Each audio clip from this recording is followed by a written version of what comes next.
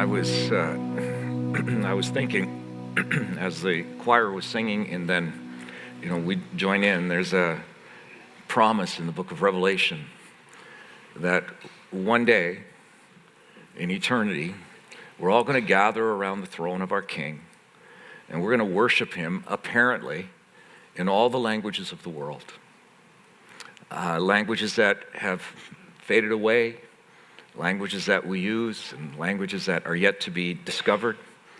And we're all going to sing what comes to our mind and our heart about our King. We're going to sing it in your language. We'll sing it in our language. It'll even be a Canadian language or something like that. But isn't that a remarkable thing? And this morning we had like a foreshadow, like a rehearsal for heaven, to hear the King is extolled and honored in different languages. It's such a beautiful thing our Master King has done. And so, Jesus, thank you for these children. You know their stories. You know where they have come from. Some have lost a parent or both parents. And you care so deeply for them. God, you've promised to be a father to the fatherless. And so for these children, I ask you, Jesus, that you would be that to them in wonderful ways. That they would know the joy of walking life with you every day, every moment of every day. Would you pour your favor on them and your blessing? Might they delight themselves in who you are, Jesus. And for their leaders that love them and care for them and want to direct them to you, Christ, would you give them much grace and much knowledge and wisdom and a deepening love for these kids and the others. Thank you, Jesus, for what you're doing in Bulimbu. It's of you, and we give you praise for that and ask for your continued grace on them. Amen. So these last 4 weeks or so, we've been talking together about the arena of work, where we find so much of our time being spent. We go to school to prepare for it. We spend maybe up to 50 years or so doing whatever it is that we choose to do, and then apparently retirement is recovery from all that we've done, and there's just nothing to do in retirement, I understand, right? Yeah. And so we've been thinking through, if we're followers of Jesus Christ, since we spend so much time in that arena, how do we do that? Like, how do we really live with Him and for Him in that kind of an arena where sometimes work is not fulfilling and we don't really like the people we work with, and integrity is brought into question and so many demands for us, and how do we live in that kind of world and environment? So what we did is we went right back to the very beginning where God comes on the scene. And what do we find Him doing? We find Him making paradise. We find Him making this great universe. And He refers to it as work. It's work for Him. And it's a glorious, wonderful thing, isn't it? I mean, what He's done is really quite remarkable. And so the thought being with it is He's made us in His image. And if He's made us in His image, and work is part of what He does, then work ought to not be despised. It ought to be honored, and we ought to find great fulfillment and joy. But what if we don't? Well, this is what He would say. Look, I made it all.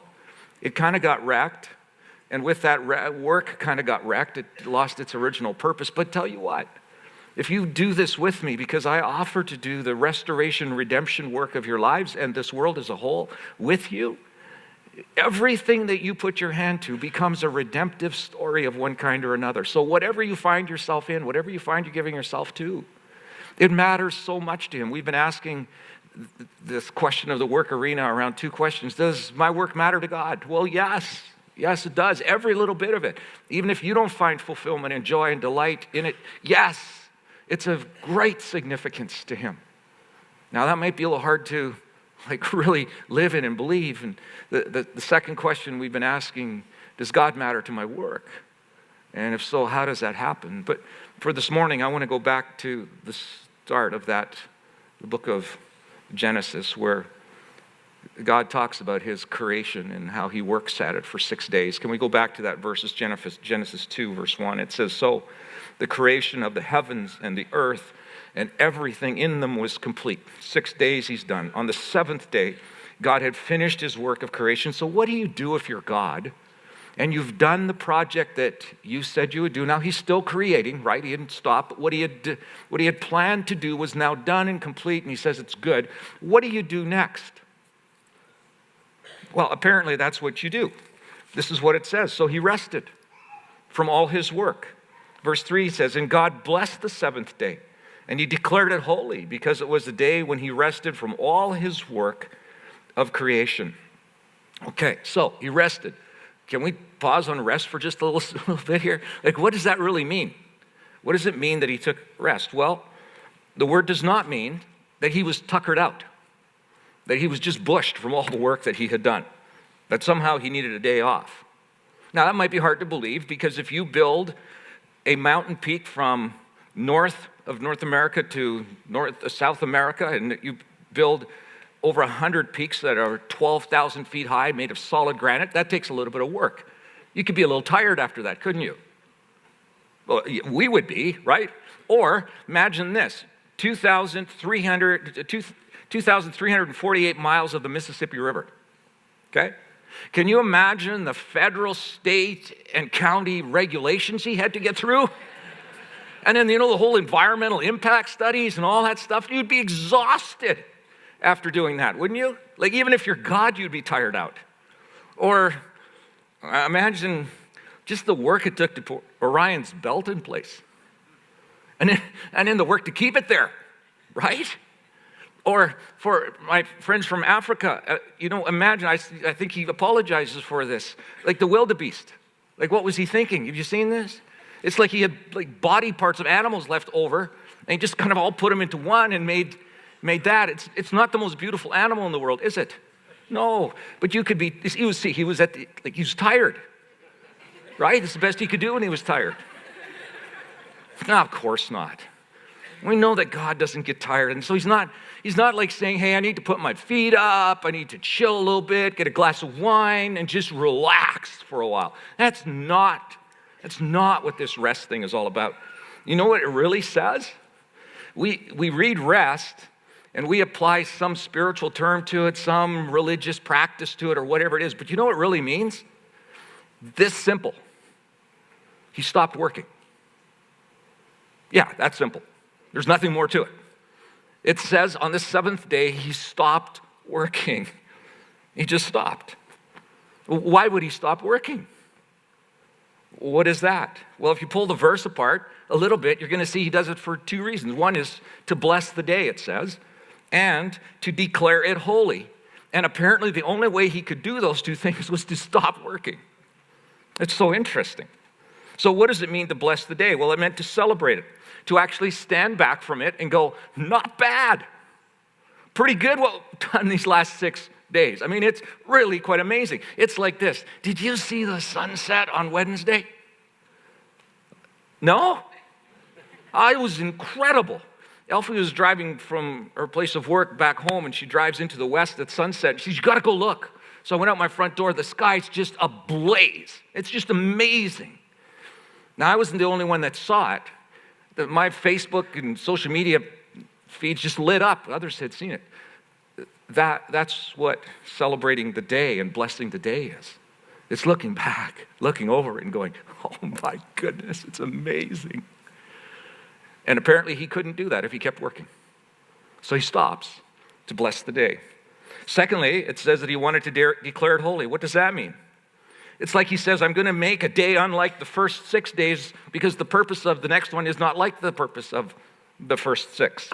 I'm going to set it apart for a unique purpose. That's what making it holy means. It's a unique purpose. It's different than the first 6. And apparently, he thought the only way he could do that was by not doing the same thing he did the first 6 days. He stops doing what he did the first 6 and does this. So here's the question. From the beginning, we've been saying we're made in God's image. God works in paradise. And so everything we do, everything, is of great significance, and it matters whether we think it is or not. And some of us, it's hard to grasp because we're not totally thrilled in what we do. But could it be that even more difficult than that for us would be to do what God does on that seventh day? To actually disengage. Oh, you mean like a day off? Like a day away from the 9 to 5 to catch up on laundry and change the sheets and shop for groceries, wash the car, get the kids to overlapping baseball tournaments, piano lessons, judo classes, 3 birthday parties, a school dance, balancing the checkbook, and then falling into bed at the end of the day exhausted from my day off. That day off. Well, no, not exactly. Although that may be setting the day apart for something different than the other 6, it's simply just another day of fast.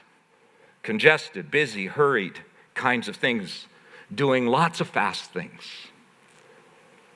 What God appears to do is to take a slow day, not a fast day. It appears his day, his 7th day, isn't filled with much activity. You know, all the other days he tells us specifically what he does. Like he makes oceans and mountains and sunrise and sunset and builds all this. He explains it on the first 6 days. And then the 7th day, what's he do? He doesn't tell us. Apparently didn't do anything. Or at least nothing that matched the significance of oceans and mountains and sunrises. So what did he do? Nothing. He had a slow day. Maybe he couldn't even look back specifically and go, well, I accomplished these 6 things. No, it was a slow day. It was maybe a day to tap the brakes and take the exit off the freeway to a rest stop or a vista overlooking some natural wonder. Just a day of slow. A 24-hour period to disengage, unplug, step back, loosen the grip, turn off the phone, disconnect the electronics, close the calendar, and just stop. What a ridiculous idea. Good for you, God. Certainly wouldn't apply to me. Like, honestly, how hard do you think it would be in your life, your real life where you live right now, to just check out for 24 hours and do nothing? Well, you're going to do something, right? But how hard would that be? To turn off the phone, put it away, to not start the car and go someplace, to not make a bunch of plans for the day, to just disengage and stop what we would be doing the other 6 days. Do you think you could honestly do that? Well, what it turns out is that it's possible that God made us, maybe even hardwired us with limitations that simply require us to do that in order to function well. What if we were to stop and think about how to stop and think about this? What if we pumped the brakes and gave some consideration to what God does at the end of 6 days of his wonderful work? What would it look like for us to do that, set aside a full day of slow? Better question, why would we do that? Because it all starts with why. We can do it, but it's the why that matters. Can I give you 4 reasons? I will anyways. I want to park on the 4th one. The first 3 I'll give you really quickly. Why would you take a day, a week, 24-hour period of time? Well, to enjoy what God and you have made. To look back over the week and to think of the problems you've solved together and the people you've helped together. The support you've given to people, the customers you've served, the patience that you've been with, the criminals that you've taken off the street, the investment that you've made that makes a difference, the generosity that you and he did together. Just stop. It's a way of blessing the day. Secondly, to rest from and to dream about. The ancient Hebrews were so right on this. They had something they referred to as a Sabbath. Do you know what the idea with the Sabbath was? It came at the end of the week, but it wasn't just to recover from the week. No. Central to it was to celebrate what God was going to do the next 6 days, to think ahead, to plan for it, to prepare for his involvement every day, every moment of their day going forward. How many of us just recover on the weekend and don't think about, oh no, it's Monday morning, but we think it's Monday morning. And God, you're with me this whole week, and it's filled with opportunity. I'm going to think about opportunities doing life with you going forward. That would be why. The third would be to resign from being the manager of the universe for a day. to hand him back the keys that says, I am way less important to my success and my career and the things I do than what I think I am. You happen to be more important, and here's the keys for the whole universe that I think I manage. For 24 hours, I'm giving it back to you. Humble yourself, therefore, under the mighty hand of God. In due time, he'll lift you up. Cast all your cares on him, for he cares for you. That's from Peter. At the end of his life, old guy, active, like getting stuff done kind of Peter, comes to that conclusion at the end of his life. Here's the one I want to park on for just a little bit. The why you would do it is to try to keep up with the 3-mile-an-hour Jesus. You think about that a little bit. What does that mean? Well, let's start here. The average runner around the world, according to Strava, runs at 6.3 miles per hour.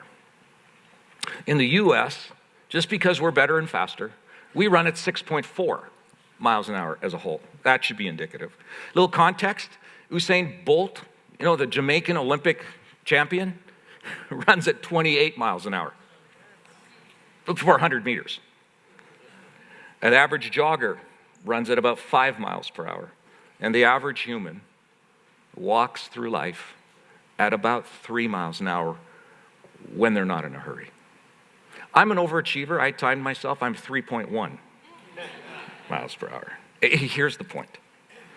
As we look at the life of Jesus, we find him walking, not running, through life. Hence the 3-mile-an-hour Jesus. Now, of course, that was the typical transportation mode of Jesus' day. So in and itself, that doesn't say very much. But ironically, when people talk about life with God, they talk about walking with God and God walking with them, not running with them. If you go all the way back to Adam and Eve again, we're told in Genesis 3, verse 8, that God is walking in the cool of the evening in paradise. He's walking.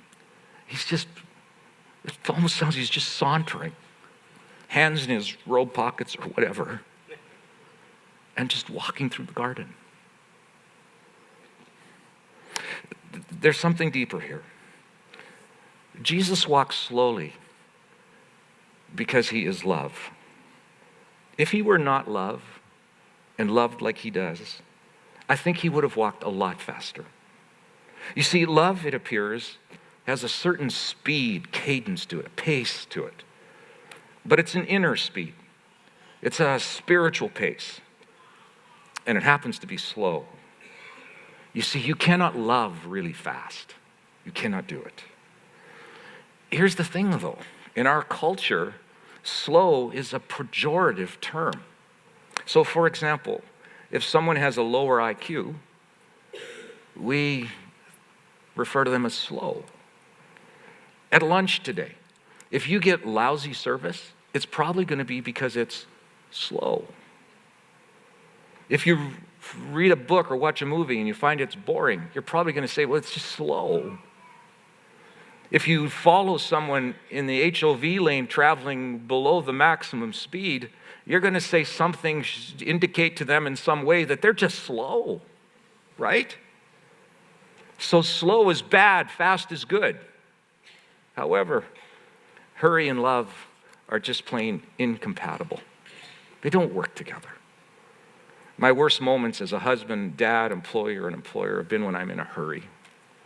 Too many to-dos on my to-do list, late for an appointment because of traffic or something else, excessive pressure to meet a deadline, and I can just see impatience and frustration, tension, and critical nagging just rising like a fever in my body. And all of those are opposite to love. It's so interesting, isn't it? That when Paul, the great Paul, writer of so much of the New Testament, wants to describe what love is like in 1 Corinthians 13, what's the first descriptor that he uses? Love is patient. That's a slow word. That's a slow word. Carl Jung, a famous psychologist, made this jarring statement. Hurry is not of the devil. Hurry is the devil. But here's the thing, rather than increasingly keeping pace with Jesus at 3 miles an hour, here's what tends to happen. Our speed just increases, and we keep looking back and asking Jesus to catch up with us. Here's the thing. Love can't be. Love won't be hurried, and we simply are incapable of giving and receiving love quickly and instantly, and it's a very serious concern, or it should be. A professor at Charleston Southern University by the name of Michael Zigarelli did a survey of 20,000 self-identifying Christians around the world. And he asked them this question: what to you is the thing that distracts or takes away from a vibrant walk with Jesus in your world, in your life? After compiling the results, this is what he hypothesized and discovered. He writes this: it may be the case that Christians are assimilating a culture of busyness, hurry, and overload, which ends with God becoming more marginalized in Christians' lives, which leads to a deteriorating relationship with God, which leads to Christians becoming even more vulnerable to adopting secular assumptions about how to live, which leads to more conformity to a culture of busyness, hurry, and overload, and then the cycle begins again. I told our elders the last time that we were together, we were having this discussion together as leaders about pace of life and the things that we have going on and how we needed to rethink and calibrate a little bit. And I've been thinking about something, I just kind of blurted it out, and it comes to my mind again this morning is, I wonder, and I'm so concerned about this, whether we as parents and grandparents aren't just reproducing another generation of hurries. Are we actually teaching our children and our grandchildren to be slow? That it's okay to underachieve sometimes. It's okay to not be the top of everything. It's okay to not be involved in every sport and every artistic event and all those things. But we're going to be a family that have a day a week where we're just slow. And we're going to do something together to kind of recalibrate our souls and recalibrate our lives. You see, this isn't a pace problem, it's a soul problem. And I'm very concerned about how I contribute to that as a dad and a granddad. This pattern of increasing speed to keep up is just not like Jesus. The truth is, I believe it's anti-Jesus. Think about it. What was Jesus' greatest value in Christ's kingdom? Get a bunch of stuff done. Sign up for everything. Be at the top of everything. No, not once, but many times. He says the same thing. Here's one example of a religious guy who probably had a lot to do and a lot to try to achieve. Comes to Jesus one day in Luke 10, and this is what happens. It says, one day an expert in religious law stood up to test Jesus. By the way, sidebar, I read this couple of weeks ago, and it just sticks with me. One of the indicators of love-depleting speed is how we deal with interruptions. I read this. How we respond to interruptions is who we really are. Isn't that something? And if you're running fast and you see interruptions cause you angst and anger and frustration and offense, maybe it says something about the pace of your soul. Like I said, that's a sidebar. Don't bother even thinking about that. So one day, an expert of religious law interrupts Jesus by asking him this question: Teacher, what should I do to inherit life? And we typically think, like, what do I do to get to heaven? That's not what he's saying. There was a promise that one day God would reestablish Israel, and it would be his place, it would be his kingdom where he would reign over it. And he will again one day. So what this guy is asking is, I see that's going to happen, that life with God's going to happen. How can I participate in it? How can I be part of it? Not how do I get to heaven? How do I participate in the life of God? And Jesus replies, well, what does the law of Moses say? Go way back, read it. And the man gets it right. He says, well, you must love the Lord your God with all your heart and all your soul and all your strength and all your mind, and make sure you run really fast doing that. Oh, and love your neighbor as yourself. Right, Jesus told him. It's good to be told right by Jesus, right? Do this, and you'll live. Like you'll have that life you want. But you can't do that quickly. The man wanted to justify his actions, so he asked Jesus, who is my neighbor? What actions was he trying to justify? Well, apparently his lack of love for God and those around him resulted in a set of actions, responses, and reactions that he seems to regret. But rather than tap the brakes, pull over to the side, and contemplate and possibly humbly admit these are real, he tries to deflect and keep his foot on the gas. You see, loving God and loving your neighbors and fellow workers, since we're talking about work, is painfully time-consuming and cannot be done in a hurry. I'll say it again. Hurry and love are incompatible. This is the way of Jesus' upside-down kingdom. However, the antidote, contrary to public opinion, is not simply just to do less. It's not. Because we're notorious with filling the space created by doing less with other things that keep us just as hurried. The antidote is to stop regularly, systematically, so you can recalibrate and once again walk with the 3-mile-an-hour Jesus and give and receive love like he does. You see, hurry keeps us from being aware of Jesus' presence. I'm so surprised sometimes, maybe I shouldn't be, the number of people who say, I don't experience Jesus. Well, how fast are you walking? Maybe you're outpacing him, and he's just not going to try to catch up and run. He'll wait for you to slow down. But will we slow down? That will be the question. You know, we used to live day to day. That was when our ancestors would work hard from sunrise to sunset because they were governed by daylight. And so they would get up and work hard and when the sun rose, and they would go to bed when the sun set. In this last century, sociologists tell us we no longer do that. We used to work from weekend to weekend. So we would work all week long and then take the weekend off. But here's now what sociologists are telling us in the last decade or so. We no longer work from day to day, weekend to weekend. We work from vacation to vacation. And usually the vacation, it comes at a point where we're so desperate that we just take what we can spare. Vacation times used to be, 2 weeks, 2 contiguous weeks. Do you know what the average now is? 5 days. Oh, how we've changed. Our pace is killing our souls. Hurry and love are incompatible. So, to finish, hurry makes it really hard to give love.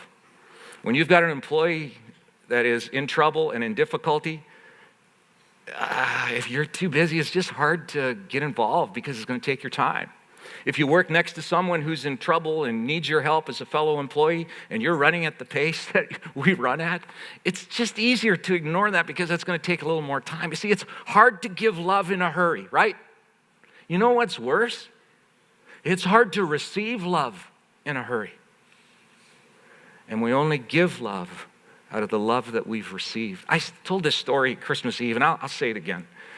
Brennan Manning, one of the people I love to read, he's passed now, but he was a Catholic priest and reached a point in his life, midlife, where he realized life was really gone astray for him, and he was not following and walking with Jesus. And on top of that, the difficulties, he had kind of turned to alcohol to kind of help him through that. And he reached a point of desperation. He takes a retreat in the mountains of Colorado, finds a cave, literal cave, and there he sits alone with Jesus.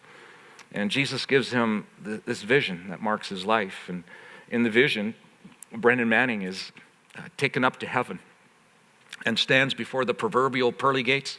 You know that cartoon. And there, St. Peter meets him, and Brennan is certain he knows the question, the secret answer to the secret question to get into heaven. And the question is going to be, did you love Jesus? Instead, the question Brennan hears is, did you let me love you? And that's a much different question. Have you ever tried to love someone in a hurry?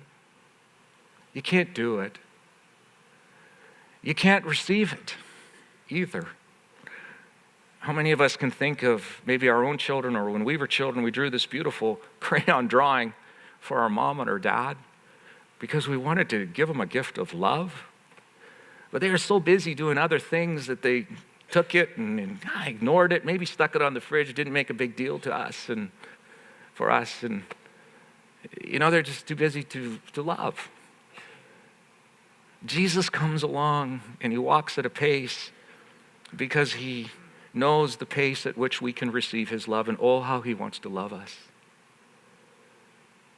Could it be that the reason that we don't experience one of them, we don't experience his love for us and really receive it, is we're not walking slow enough with him? Can I suggest something? No, I'm going to more than suggest. I'm going to flat out challenge you to do something. It's going to take a little bit of time, but I want to ask you to, in the next week or so, make a plan, either with some friends or with your family, or here's one with your life group, and plan to take a 24-hour block of time to do nothing. You see, we're so busy with schedules, we'll have to plan for that. So what might you do? Can we really, really practical? Why don't you think of 6 o'clock Friday night to 6 o'clock Saturday, p.m., and just plan a day to bless the day, to make it holy, to make it different than the other 6. Find time. Turn off all of your electronics. Yep, I just said it. I might be your former pastor, as Abraham Zelda said. Shut off the TV. Do all of your meals together. Help prepare and clean up the meal together. By the way, the meal at the same table. Refuse to drive your car. Go for a walk together. Write out some scripture. Fill your home with country music. Or Jesus music, either one. Because country music is the music of heaven. You'll get it. You'll figure it. See, you have to plan. What works for me may not work for you, but I want to challenge you. In the next couple of weeks, block it out. Try it. Give Jesus a shot. That if you walk a day at his pace, he might just give you a new breath of his love for you. And then you can share that with others. Give it a try. I think you might get hooked. And could you be hooked on something better? Now, Jesus, for your sake, you who taught us how to do this, you did this yourself when you walked on earth. We're told that you would spend time alone and away, and sometimes you prayed all night, and that's a little frightening for us to think about that, but maybe we could start.